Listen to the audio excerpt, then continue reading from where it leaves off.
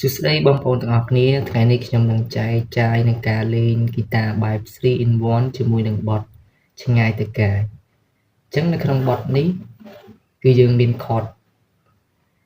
5 Re Fa minor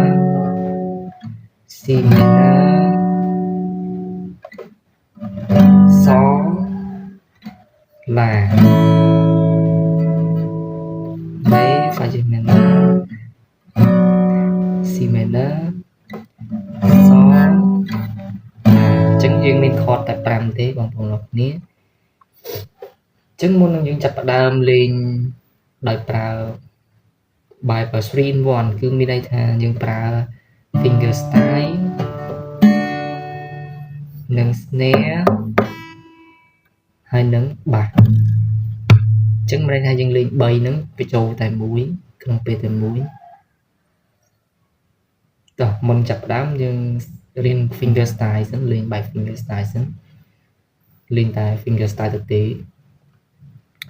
តោះយើងចាប់ផ្ដើមអ្នកនរគ្នាអញ្ចឹង chord វាដេញពី Re បន្ទាប់មកចូល Fa minor បន្ទាប់មកចូល C minor បន្ទាប់មកចូល Sol មកយើងចូល La ហើយយើងចូលមក Re វិញបាទបងប្អូនចេះនៅនេះកន្លែងនេះយើងញោចបន្តិចមក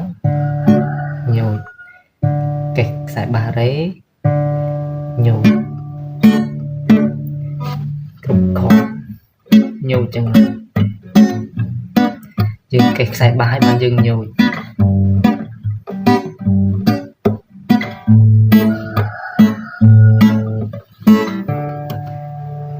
តើនេះបងប្អូនអរគ្នាសម្រាប់ការលេងបែប finger style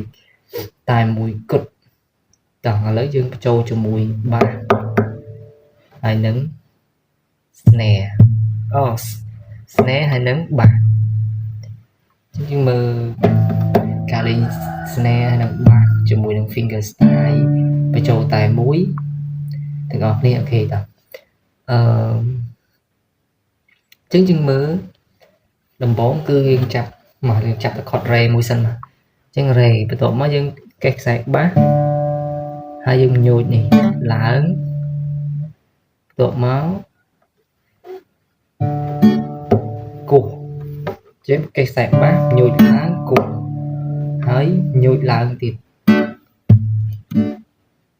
ណាញោចឡើងគោះយើងគោះប្រើមួយខ្សែ bass ដែរយើងគោះជាមួយនឹងការគោះបាសក្នុងនៅលើហ្គីតាគេម្ដងទៀតខ្សែបាស Re ញោចគោះ snare តបមកញោចហើយយើងគោះខ្សែកេះខ្សែ Re ជាមួយនឹងបាសស្របទៅពេលតែមួយមួយតនេះបងប្អូនអូខេសូមម្ដងទៀត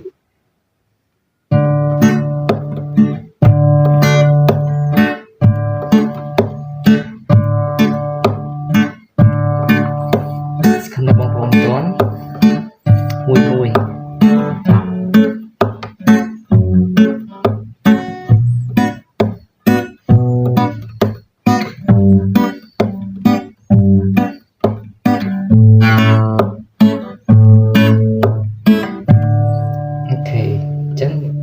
មេរៀននេះ chord នៃការលេងគឺតែប៉ុណ្្នេះទេចុះឥឡូវយើងសាកលេងជាមួយបទឆ្ងាយទៅកាយទាំងអស់គ្នា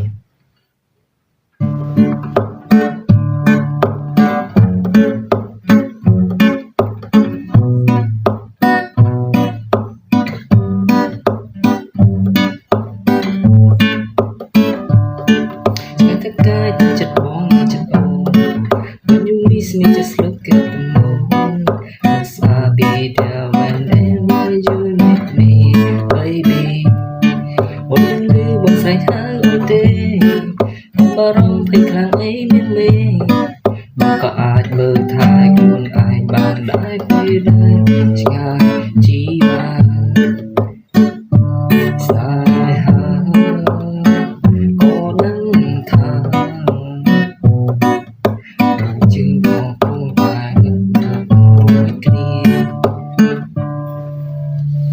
សម្រាប់វីដេអូបទនេះគឺមានតែប៉ុណ្្នឹងទេបងប្អូនអញ្ចឹងបើបងប្អូនចង់តាមដានវីដេអូរបស់ខ្ញុំតទៀតគឺសូមជួយចុច Subscribe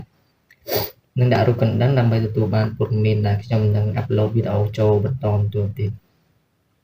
បាទសូមអរគុណ